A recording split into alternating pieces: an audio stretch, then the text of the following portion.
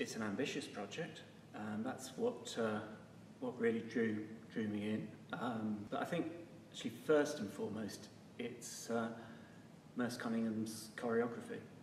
I've always found it really affecting. It's almost as if it's self-contained. It's got its own internal music, but that actually leaves a lot of scope around that to create, really emotive and interesting moods and textures musically.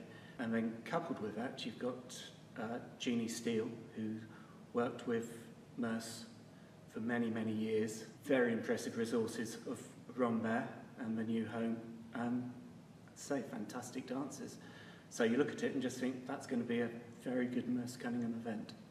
The first time I came across Merce Cunningham's choreography was when we worked with the company, my day job as drummer in Radiohead. We did a piece with them nearly a decade ago now called Split Sides. I did another piece in my own right. It was part of an event at the Barbican.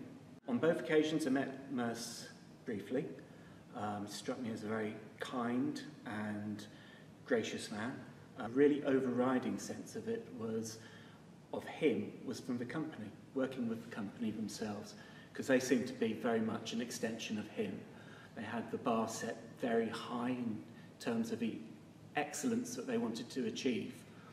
And it felt a very authentic experience watching them. And I think also kind of you see those elements here at Rambert as well. It has that history. It has dancers who are, at the top of their game. And I think it's a really good marriage.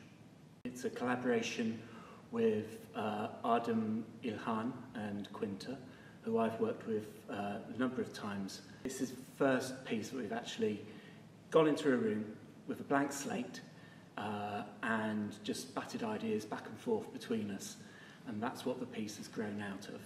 It's a very open brief musically, but there were certain parameters I think that we bore in mind.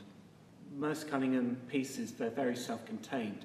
There's an internal count there which actually you want to work around rather than compromise. And we wanted to make a piece that was interesting rhythmically and melodically, but without providing these very strong counts within itself. When you're writing a song, you do have these very strong themes which naturally bring you down a certain place in the beat, and you will. For me, I'm a drummer, and so I will have very developed beats, and it's been fascinating, actually great, and it's one of the things that really drew me to the piece, of actually stepping outside of that, stepping outside of your comfort zone, and finding new ways of working. I think we've also been very aware of the history of the music that's been associated with Merce's work. People like John Cage, David Tudor. This is the first time that Merce's work has been reinterpreted on this scale since he died. And so, you don't want to turn it into a museum piece. You want to be aware of where it's come from musically, but what's great about his work is that it will open itself up to constant reinterpretation with the elements that you put around it. And so we were very very conscious of wanting our voices to be in there.